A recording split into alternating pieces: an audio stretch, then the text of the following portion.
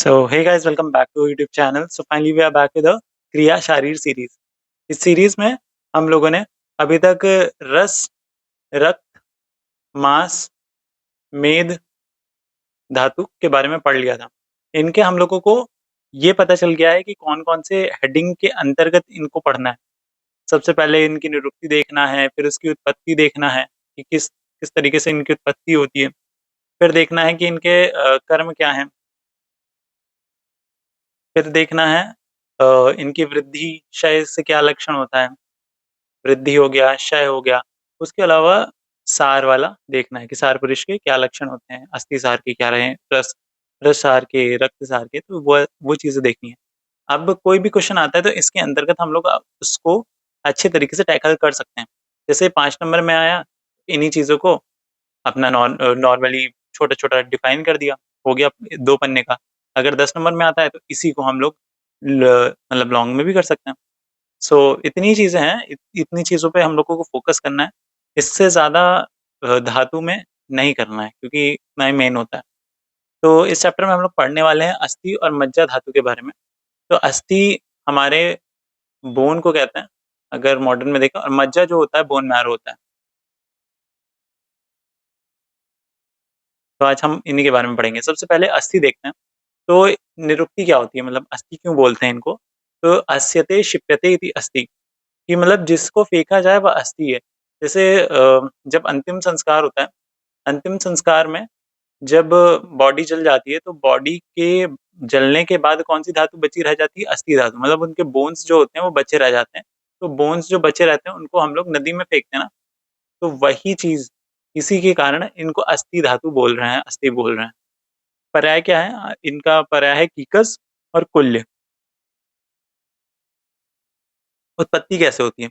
तो हम लोग ने पिछले चैप्टर्स में इस चीज़ को अच्छे तरीके से डिस्कस किया था कि किस तरीके से रस से रक्त की उत्पत्ति होती है, फिर मांस की होती है, फिर मेद की होती है, फिर अस्थि की होती है, फिर मज्जा की होती है, फिर शुक्र की होती है। तो हम लोगों ने पिछले चैप्टर्स में इसे अच्छे तरीके से देख लिया था कि जो भी धातु होती है, उसका निर्माण अंश में 2 सूक्ष्म भाग और स्थूल भाग बनता है।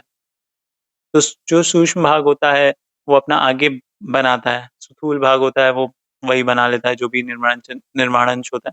तो अगर आपको ये चीज़ समझ नहीं आ रही तो आप लोग रस धातु या फिर रक्त धातु जाके वीडियो देख लीजिए। उसमें जब हम लोग उत्पत्ति की बात करते हैं तो हम लोग बताते हैं कि कैसे रस से रक्त की उत्पत्ति हो रही थी, और फिर आगे कैसे-कैसे होती है। या फिर धातु पोषण देख लीजिए, धातु पोषण में भी हम लोगों ने अच्छे तरीके से बताया था कि कौन-कौन से न्याय होते हैं कि हाँ, for the formation of next धातु कौन से प्रिंसिपल्स को हम लोग फॉलो करते हैं। केदारी कुल्य न्याय या फिर शीर्षदधि न्याय, तो वो वहाँ पे हम लोगों ने देखा था। इसलिए इसको हम लोग डीप में नहीं देख रहे हैं, बस ये देख रहे हैं कि मेद धातु की उत्पत्ति के समय उसका प्रसाद अंश जो होता है, मतलब जो अच्छा वाला पार्ट होता है, उपस्थित उसमें अस्थि निर्माण अंश पर अस्थियाग्नि की क्रिया होती है, और उसके स्वरूप प्रसाद अंश के स्थूल भाग को अस्थि का निर्माण एवं पोषण होता है। ठीक है? जो उसका मेन भाग होता है, स्थूल भाग बड़ा वाला, तो उससे अस्थि बन जाता है और उसी से अस्थि का पोषण होता है। ठीक है?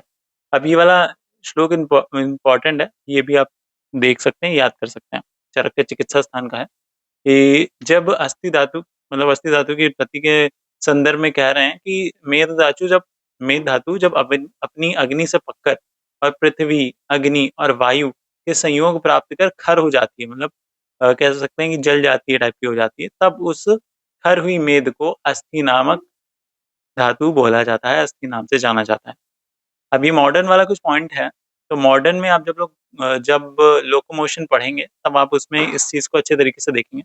यहाँ पे आयुर्वेद वाला है तो आयुर्वेद वाला मेन रखिए, इसमें मॉडर्न मत मिलाइए, क्योंकि यहाँ से अगर आप पढ़ेंगे तो आपको जो मॉडर्न आती है ना उसमें भी आपको कन्फ्यूज़न होने लगेगी कि ये क्या लिखा हुआ है, वो क्या लिखा हुआ है।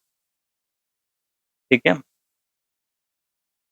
फिर अस्थि का पंचभौतिक संगठन क्या होता है? तो पंचभौतिक संगठन में अभी हम लोगों ने देखा था, जब मेद का अपनी अग्नि से पककर पृथ्वी, अग्नि और वायु से संयोग हो रहा था, तो उससे खर हो जा रहा था, फिर उससे अस्थि निर्माण हो रही थी। वहाँ पे भी पृथ्वी, वायु और अग्नि आ रहा था। तो यहाँ पे भी पृथ्वी, वायु और तेज महाभूत आचार्य डल्हड़ ने बताया है। भानुमति ने पृथ्वी और वायु बताया है। ठीक है? तो ये इसका पंचभौतिक संगठन हो गया। फिर ये सारी चीज़ें हैं, ये सारी उतनी इम्पोर्टेंट नहीं है, अस्थि-अग्नि भी बहुत ज़्यादा नहीं है।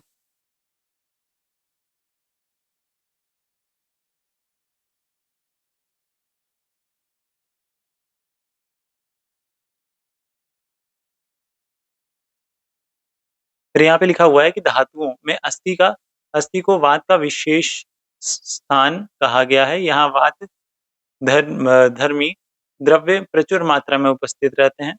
विटामिन्स डी, सी, ए एवं पैराथायरॉइड ग्रंथि के स्राव।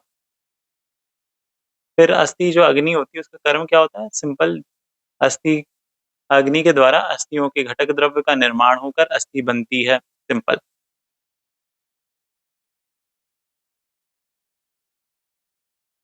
अब यहाँ पे वो जो होता नहीं है, हम लोग ने पढ़ा होगा स्पॉन्जी टिश्यू, और इसी तरीके से हम लोग ने जो चीज़ें पढ़ी थी उसी को हम लोग यहाँ पे देख रहे हैं। तो एक बार एक पढ़ लीजिएगा। ठीक है कि वात का विशेष क्रिया स्थल आचार्यों ने माना है। यह अस्थि के भीतर उनके सुषीर भाग में विद्यमान रहती है। दो प्रकार के क्रियाशील द्रव्य पाए जाते हैं जिनका वर्णन पूर्व में किया जा चुका है। वे हैं ऑस्टियोब्लास्ट एंड ऑस्टियोक्लास्ट। ऑस्टियोब्लास्ट अपने में एक तेजस द्रव्य का निर्माण करता है। इसको एल्कलाइन फॉस्फेट कहा जाता है। यह नव अस्थि का निर्माण हेतु अनेक यौगिक को संगठित करता है, जिन्हें कैल्शियम फॉस्फेट एवं कैल्शियम कार्बोनेट की संज्ञा प्रदान की गई है। यही अस्थि का ढांचा बनाने वाले प्रोटीनमय भाग बोन मैट्रिक्स को अस्थि के आधार हेतु प्रस्तुत करते हैं। दूसरे क्रियाशील द्रव्य जिनका ऑस्टियोक्लास्ट कहा जाता है, ये भी अस्थि के छिद्रों में विद्यमान रहते हैं, जो स्पॉन्जी टिश्यूज होते हैं।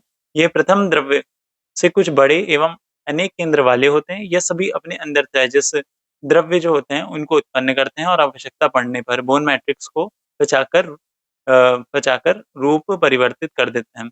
साथ ही कैल्शियम फॉस्फेट एवं कैल्शियम कार्बोनेट को विघटित भी करते हैं। तो मतलब बोन डिस्ट्रॉइंग सेल यहाँ पे बोला गया है ऑस्टियोक्लास्ट को। ठीक है, तो वही मॉडर्न पर्सपेक्टिव दे दिया गया है कि अस्थि क्या होती है। अस्थि जहाँ पे हम लोग बोल रहे थे बोन फॉर्मेशन किस तरीके से हो रहा था, बोन डिस्ट्रॉइंग कैसे हो रहा था, वो उसी को मॉडर्न में ऑस्टियोब्लास्ट और ऑस्टियोक्लास्ट सेल्स के माध्यम से बताया गया है। फिर यहाँ पे बताया गया है कि आयुर्वेदिक क्रिया शरीर के अनुसार अस्थि कर्म यदि सम्यक प्रकार से संपादित होता रहे तो निम्न तीन परिणाम सामने आते हैं। प्रसाद अंश के सूक्ष्म भाग से उत्कृष्टतर धातु मज्जा का अंश निर्माण होता है। प्रसादांश के स्थूल भाग से स्वधातु अस्थि का निर्माण एवं पोषण, जिससे अस्थि के संगठन एवं विघटन दोनों का अर्थ लिया जाना स्वाभाविक है। अस्थि धातु के किट्टो यथा केश, लोम, श्रमशु आदि का निर्माण होता है। तो इसका मल होता है अस्थि का। ये आप रचना शरीर में पढ़ेंगे तो वहां पे और अच्छे से डिफाइन होगा। क्या होता है अस्थि का कर्म? तो देह धारण, मतलब देह को धारण करना, एवं मज्जा धातु का पुष्टि करना। अस्तिनि देह धारणम मज्ञा पुष्टिम च। ये सुश्रुत का सूत्र स्थान का श्लोक है। ये इंपॉर्टेंट श्लोक आता है, छोटा सा श्लोक है तो आप याद कर सकते हैं, इसलिए याद कर लीजिए कि इसका ये काम होता है। फिर उसके बाद अस्थि धातु का अगर हम लोग बात करें क्षय होने पे क्या होता है, तो अस्थि धातु का क्षय होने पर केश लोम नख श्रमशु अद्विज प्रपतनम श्रमः गे अस्थि शिवलिंगम संधि शैथिल्यमेव वा। ये मतलब केश लोम नख श्रमशु के जो और जो दांत होते हैं वो सब गिर जाते हैं, और शरीर में थकावट रहती है, और संधियों में शिथिलता आ जाती है, मतलब ढीली ढीली हो जाती है संधियां। क्या फिर यहाँ अलग अलग आचार्यों ने जो जो जो चीजें बताई हैं वो चीजें यहाँ पे लिखी हुई हैं, बट आपको ये वाला याद कर लीजिए, ये वाला इंपॉर्टेंट है, आपको लिए काम आएगा। फिर अस्थि धातु की वृद्धि से क्या हो जाता है, तो वृद्धि होने पर अस्थि अर्बुद मतलब ऑस्टियोमा, अधिदंत दांत संख्या में अधिक होना आदि लक्षण प्रकट होते हैं, ऐसा उल्लेख किया है सुश्रुत। बाकी अष्टांग हृदय अष्टांग संग्रह ने क्या बताया है कि अध्यस्थि अधिदंत, मतलब बहुत ज्यादा अस्थियां उत्पन्न हो जाएंगी, अलग अलग जगहों पे बोन फॉर्मेशन हो जाएगा, अधिदंत मतलब दाँतों के ऊपर दाँत आ जाएगा, बहुत सारे दाँत आ जाएँगे। तो ये सारी इसके वृद्धि के लक्षण होते हैं। फिर अस्थि-सार के पुरुष के लक्षण देख रहे हैं हम लोग कि अगर किसी में अस्थि धातु एकदम सम मात्रा में, बेस्ट मात्रा में है, तो किस तरीके का इंसान होगा। तो यहाँ पे लिखा हुआ है अस्थि-सार वाले पुरुष के शिर एवं स्कंध, कंधे बड़े होते हैं। इसके अतिरिक्त इनके दाँत, हनु, अस्थि, नख स्थूल एवं दृढ़ होते हैं। मतलब ये ठोस होते हैं। महर्षि चरक ने अस्थि-सार पुरुष के लक्षणों का विस्तृत रूप से वर्णन किया है, जिससे अस्थि-सार पुरुष की एड़ी, गुल्फ मतलब एंकल, जानु मतलब आपका नी जॉइंट,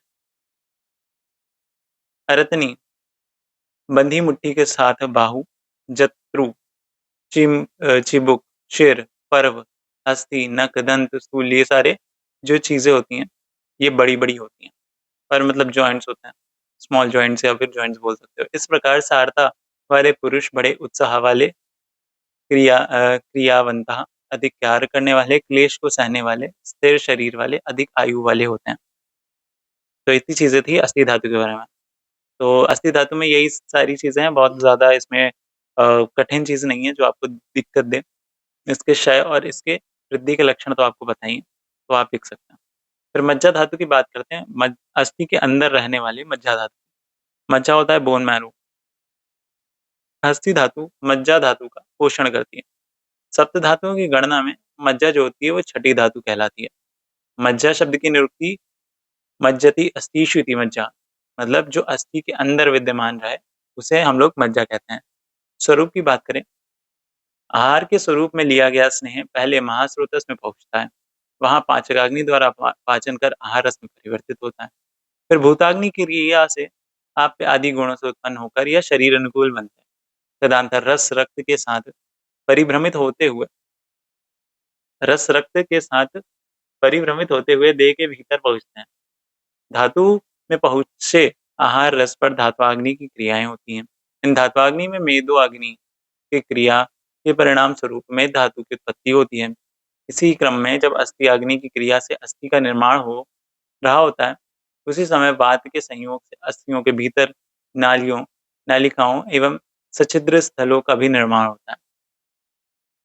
इस प्रकार वात के संयोग से अस्थियों में बनने सुषुप्त भागों में मेद धातु का स्नेह भर जाता है।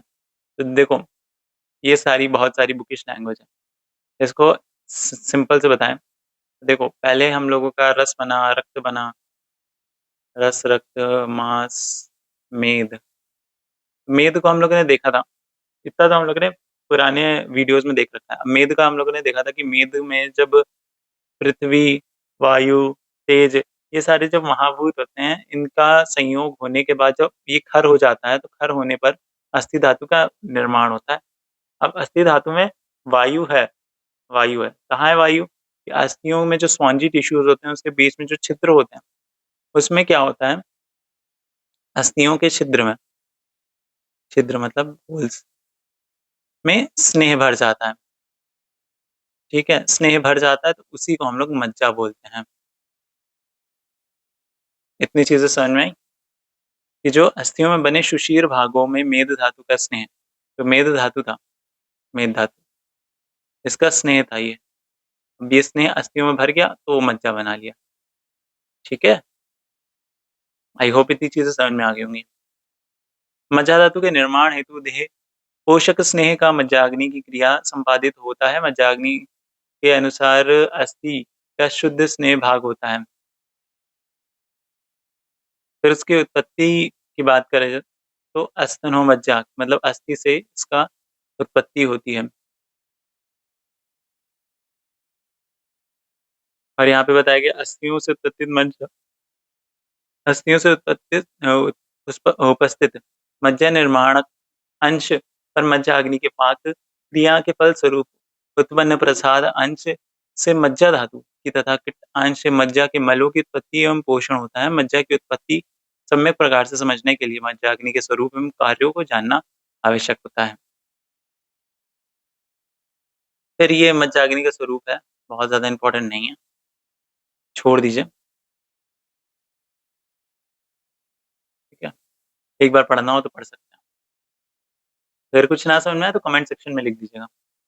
फिर मज्जा अग्नि के कर्म क्या होते हैं? सिंपल, हम लोग को जो अभी तक सारे धातु अग्नि का क्या कर्म होता है कि धातुओं का पोषण करना, वही इसका भी पोषण है।